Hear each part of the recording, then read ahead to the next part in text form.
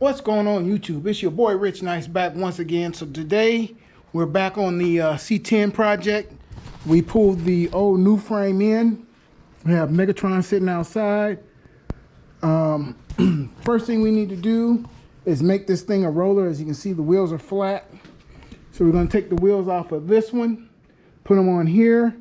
We need to get rid of this tank because we got a new tank coming. Well, it's actually here, it's over there.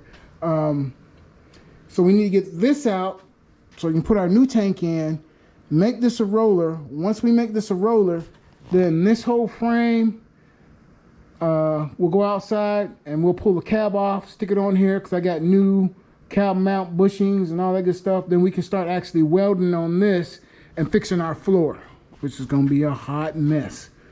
But we'll get that knocked out and go from there. So let's let some sparks fly. And don't worry, this gas tank is a 15 gallon, I believe, race tank. I don't think it has anything actually in it or ever had anything in it. It does have the sponge baffling in the inside. So we'll get it out and compare it to our new 21 gallon tank. And we'll go from there.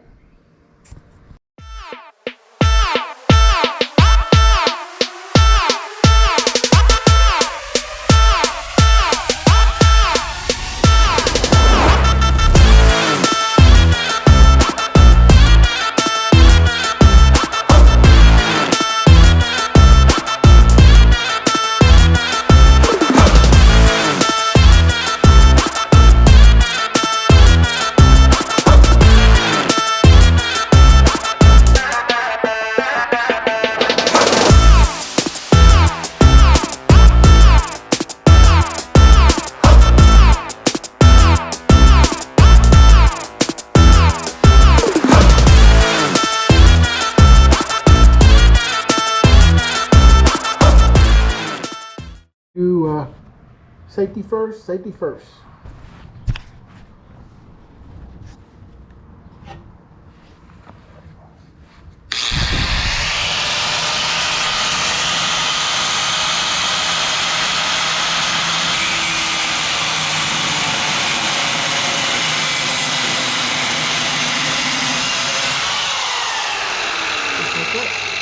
Cut.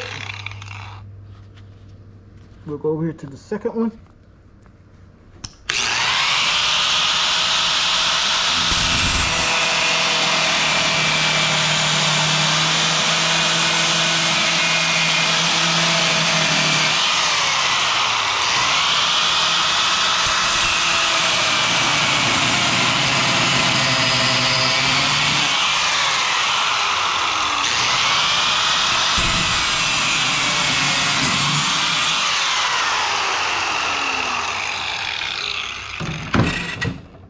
Like that.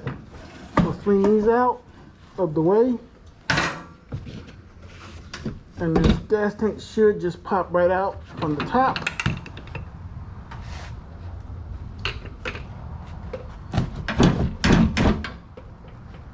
So I'll get this out of the way and then we'll go from there.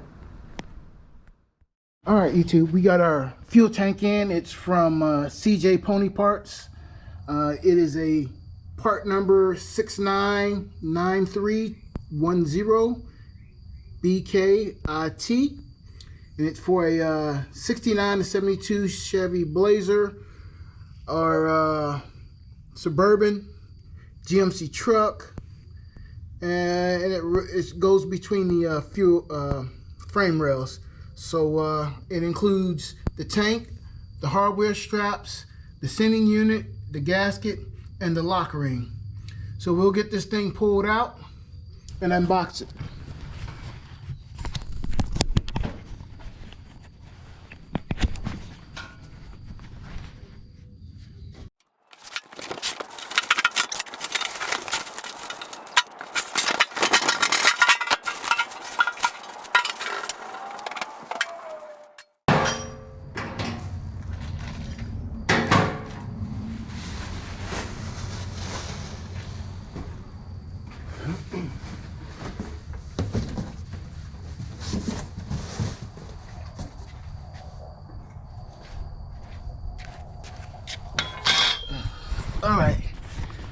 So you have your straps, which we'll have to bend the opposite way because they were bent like this just for shipping.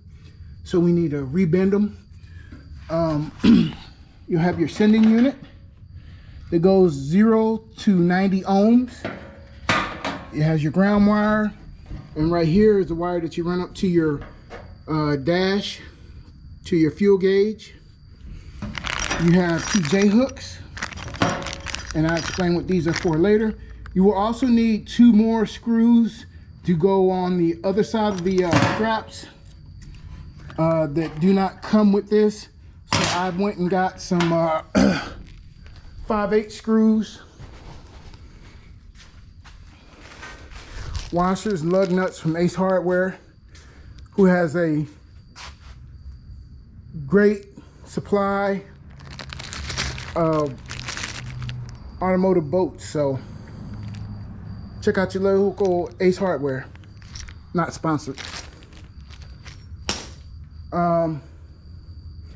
So first thing we need to do is get this thing mocked up so we can see where we need to drill 3/8 inch holes in it. So I'll do that with the jack and we'll be back. But this is a comparison. This is a 15 gallon. This is a 21 gallon. You can see the height difference. So, yeah. Big height difference. We will also need to take these little tabs off, and you can use that with a crescent wrench. Just put it on here, bend them back and forth a couple of times, and they'll pop right off. So I'll do that and we'll be back. This is what these tabs will look like before, and this is what it should look like after. So we'll get these other 2 tabs off and we'll be ready to go. All right, YouTube, I used the jack to put the tank up in here. As you can see, got a piece of wood underneath it. Make sure I didn't crush anything. Once you get it up here, you will have to notch your frame right here, and you'll have to make it big enough for your filler neck tube to go along with this. So we're gonna mark this up, and hopefully we'll get a nice little circle in it, kind of like this right here. And you want to go a little bit further out just to give yourself room. So now that we got this marked, and what happens is this bed rail sits right here where these 2 holes are, and it goes across the top of the tank, which we're going to have to notch later on, but we'll get to that when the time comes. But for right now, we're going to come in here with probably a 2-inch hole saw and cut this out. So I'll get started on that and we'll be back.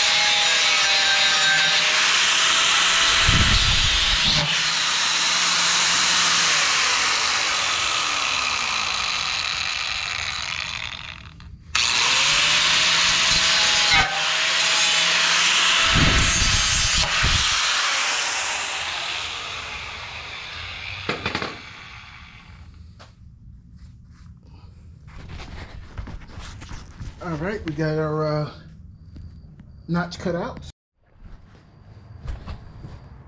All right, so these are bent the wrong way for shipping, so we got to straighten them out as best we can. And then they fit in these channels that go right here. There's channels on the bottom here, so they'll fit in these channels and go across. So what we'll do is we'll put it in the channel, and you want it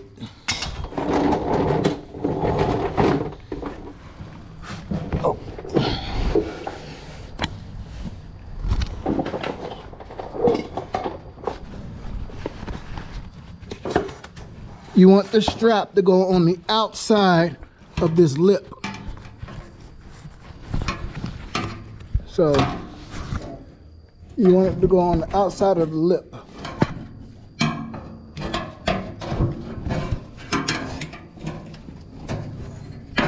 So we're gonna have to manipulate this, and I can't do it with one hand, so I'll fix it and then I'll be back. So we got it on the outside of the lip. I used a paint marker to put a little mark inside of there. And there's our mark. So we'll get that drilled out, and we'll put a 3/8 inch bolt through it. And then we'll come over here on this side and we'll do the exact same thing. So let me do that, get these holes drilled, and I'll be back.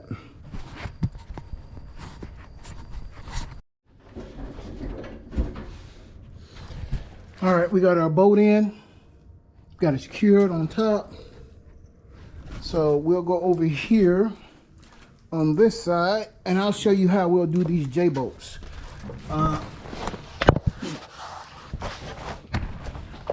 As you can see, the strap is not going to be long enough to go all the way up. So what we're going to end up doing is we're going to put some paint on the end of our J-hook, stick it up through the hole and touch the frame, and that will give us a mark to drill. So I'll do that and we'll be back. We got our mark, and what will happen is once we drill this hole, this J-hook will come up through the hole like this and hook in like that, and then the threads will hang down, and then we'll push the threads through here and tighten it up that way. So let me get the drilling and I'll be back.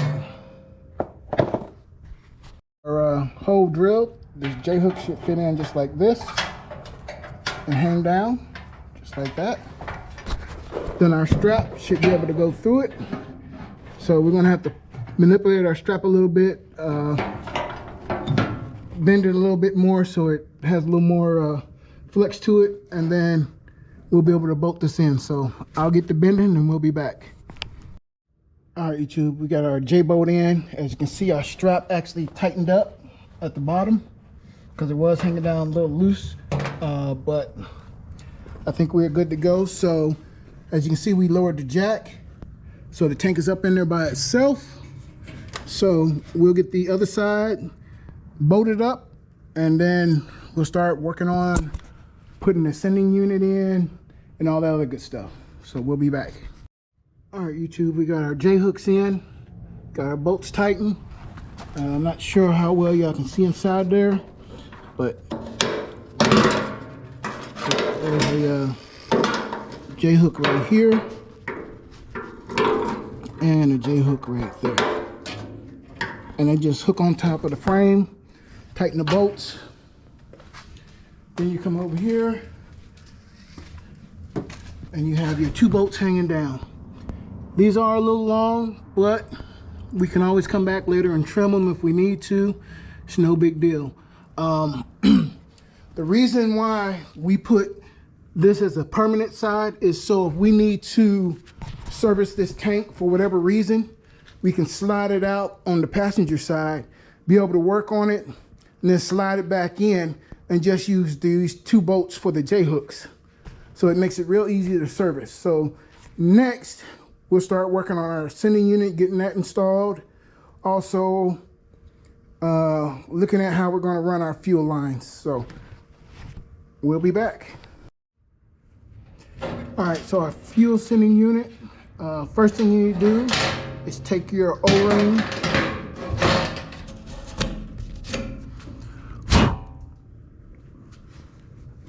place your O-ring down inside of here, just like this. It fits in that little pocket right there.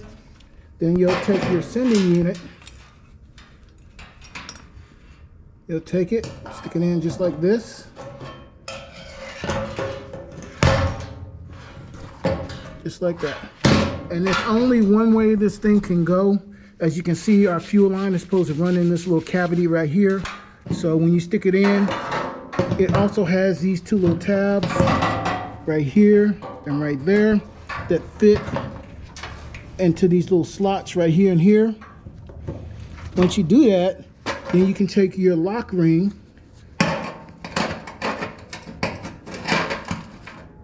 slide it over, and your lock ring has these little tabs in it. And then it has these little lifts in it right here. So those fit underneath these little things right here.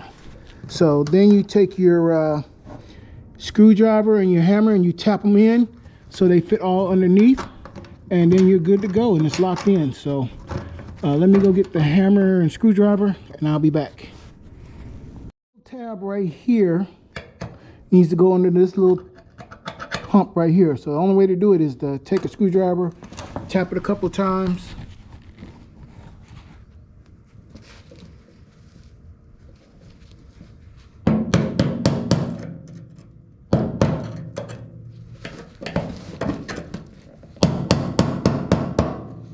And make sure you do all three of them. There's 3 tabs on here just to make sure this thing can see.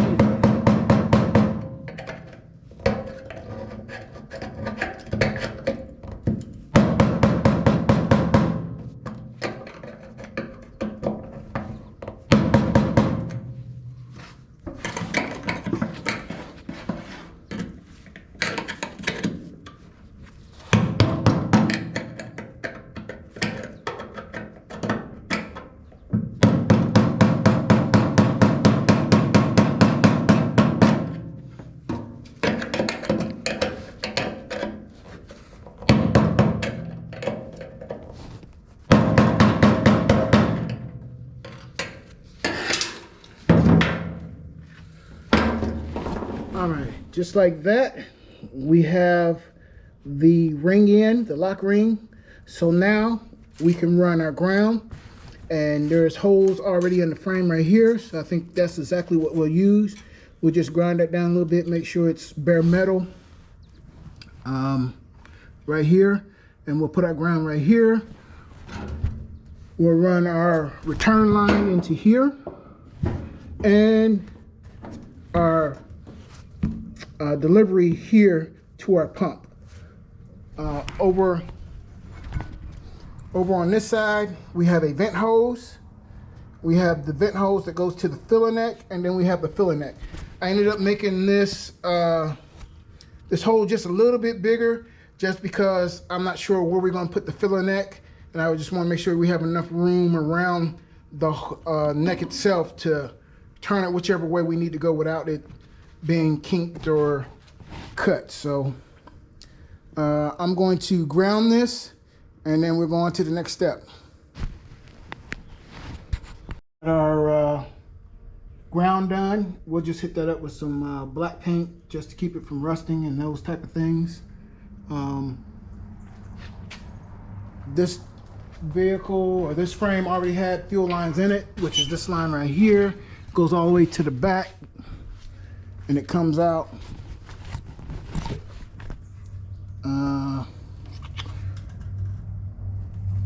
right here. So we can mount our pump here, or we can run new lines, because I don't know how old this thing is. This is the old pump. As you know, we got the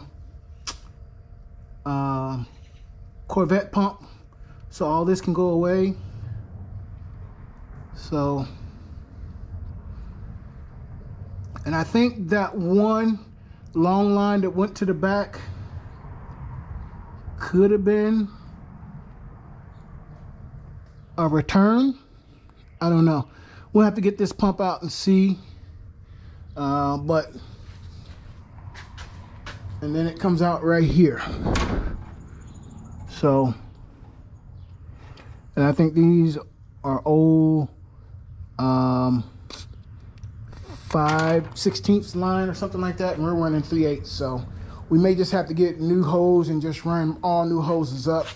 And I think that's what we'll do. And I think we'll just get rid of these old hard lines and go from there.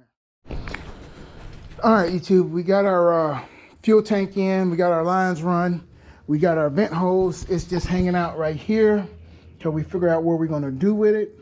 We could just come up and, you know, put it right here, which is fine. I think that'll work. I'll just zip tie it up here out of the way. We got our filler neck and our other vent tube covered up. We have our delivery line going down here, and it goes to the pump, which is located here. It goes out of the pump and comes into the fuel filter here. This is our return line that goes back, and it comes in right here. Then we have our positive, negative wire. Our negative wire is grounded right here to where the fuel filter is grounded and the regulator. And then we'll run a wire from, a hose from here, 3/8 inch hose from here, all the way to the front to the engine. I haven't done that yet just because we need to put the engine in here and see where it's going to sit and figure out the best way to route that. This is the positive wire from our our pump. So this will go to the gray wire on our engine that we had hooked up before. And as soon as we turn the key on, it will actually give the pump power and start pumping fuel and all that good stuff. So we also need to run a wire from our sending unit, which is located right here. This is the sending unit. We need to run that all the way up inside the cab. So we'll probably run it on the driver's side up here, all the way underneath the frame rail, come out up here somewhere, and then into the cab. There are some holes in the cab from the factory fuel tank that used to be in the cab in the rear. So we may just run it in there and run it along the floor and then up and behind the dash. I don't know yet. We'll do that once we actually get everything in there. So for the most part, our fuel system is run. The next thing we'll do is we got to get this thing a roller. So I need to switch these front tires out for the front Cracker style wheels that's over here. Put those on here. Then we'll be able to mount our engine in here. We'll get rid of this transmission mount brace right here because we got a new one and it's going to have to move back anyway. And then we'll get the transmission in. Then we'll be ready to work on the cab and switch the cab over. I have new body mounts for it. I have new mounts for the core support up front, new bushings and everything. I also have new bushings for the trailing arms. As you can see, the bushings are gone on both sides. So I got new bushings for that also. Then we also need to tighten up the springs. I got the new clamps for that. And put our shocks on and things like that. So it's coming along slowly. So it is what it is. But until next time, as always, thank you for liking, thank you for subscribing. Please hit the button down below. Just helps YouTube know that we're doing good things on this channel and we can continue to do those good things. Thank you for all the new subscribers again. Appreciate it. Till the next one, peace.